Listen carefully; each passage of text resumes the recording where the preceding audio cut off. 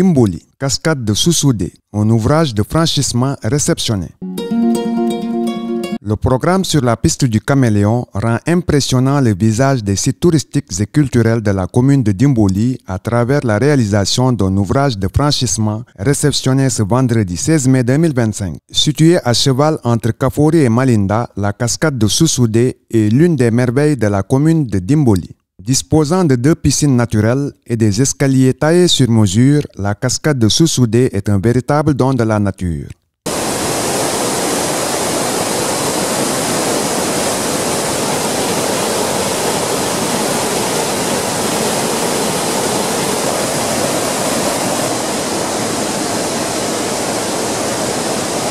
Un patrimoine touristique aussi important ne saurait échapper à la vigilance des acteurs du programme sur la piste du Caméléon. La piste du Caméléon est un programme qui vise 3 objectifs. Le premier objectif, c'est d'impulser les dynamiques économiques. Le deuxième objectif consiste à valoriser le patrimoine culturel et naturel. Et le troisième objectif porte sur le renforcement de la gouvernance sur cet itinéraire culturel. La réalisation d'un tel ouvrage de franchissement traduit une volonté de faire de la commune de Dimboli une destination touristique prisée. Cet itinéraire, c'est de faire découvrir aux touristes et de préserver aussi le patrimoine naturel et culturel de la région Kédougou. Aujourd'hui, on se trouve à la cascade de Sousoudé, la cascade de Kafori.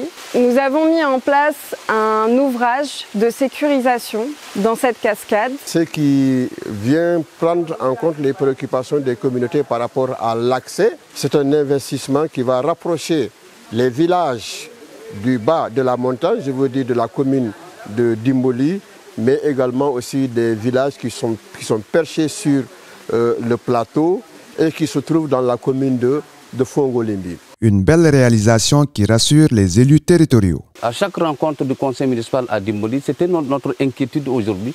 Quel partenaire qui pouvait venir vraiment pour nous aider à promouvoir, à valoriser cette cascade. L'implication des membres de la communauté dans le processus de valorisation de ces sites touristiques a été saluée à sa juste valeur. Je remercie les responsables du programme qui ont pensé vraiment à aider la population pour mettre en place l'aisselle de la cascade. Parce qu'ils pouvaient venir mettre l'aisselle et sans autant penser aux responsables. Mais aujourd'hui, on convoque tous les responsables de la communauté pour venir les expliquer pourquoi ils ont mis un système très facile comme ça. Donc ça, c'est quelque chose à ne pas oublier.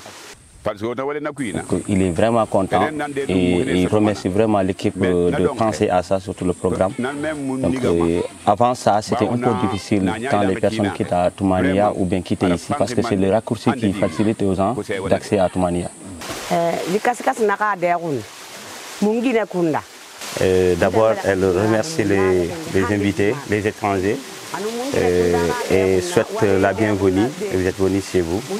Donc, en ce qui concerne pour la cascade, dans le groupe, les femmes, elles parlent au nom de toutes les femmes. Donc, elles sont très très contentes du fait que ces réalisations sont en train de se produire au sein de notre communauté. En plus de la visite de la cascade, les touristes pourront également y découvrir les véritables facettes de la culture locale. Un des gardiens du temple rassure. De référence aux personnes ressources, c'est-à-dire les sages. Donc, une fois que les visiteurs, ou d'ailleurs les touristes, ou d'autres personnes veulent vraiment découvrir la cascade, d'abord il est important aussi, nous la communauté, vu que la base est là, le campement est là, et qu'on organise des activités culturelles qui peuvent vraiment retenir de ces personnes-là, non seulement pas pour la cascade, mais aussi la communauté. La valorisation de la cascade de Kafori devrait aboutir à des relations beaucoup plus formelles entre Dimboli et Fongolimbi.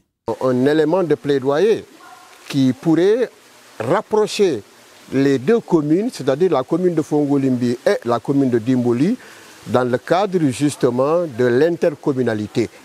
Parce que cette cascade-là prend sa source dans la commune de Fongolimbi et chute dans la commune de Dimboli.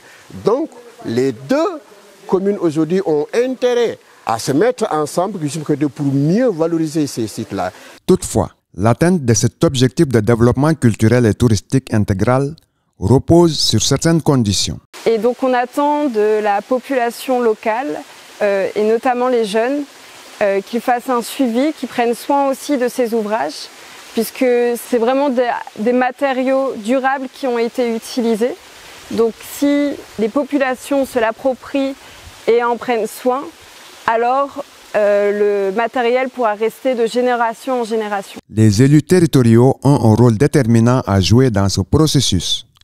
Nous, en tant que membres du conseil municipal, en tant que conseil, et Inch'Allah, les prochaines réunions, je mettrai ça devant la table, devant les conseils, maintenant qu'on essaie de mettre en place un comité de gestion, un comité qui pourra vraiment entretenir cet ouvrage. Mais vous voyez aussi, c'est très sale. C'est important parce qu'il faudrait que les communautés soient organisées avec l'appui de ces deux collectivités, c'est-à-dire Fongolimbi et Dimboli, afin de pouvoir prendre en charge la question de l'entretien de ce site-là, de cet investissement qui a été réalisé, qui était au profit des communautés. En tout cas, à Malinda, dans la commune de Dimboli, jeunes et femmes ont déjà pris des engagements fermes. Donc elles tiennent ça à deux mains. Et sur les activités qu'elles vont prévoir à réaliser, elles feront tout possible. Dès son retour, elle va mettre en compte rendu avec toutes les femmes. Et elles vont faire la possibilité d'aménager, peut-être c'est de faire les 7 étages.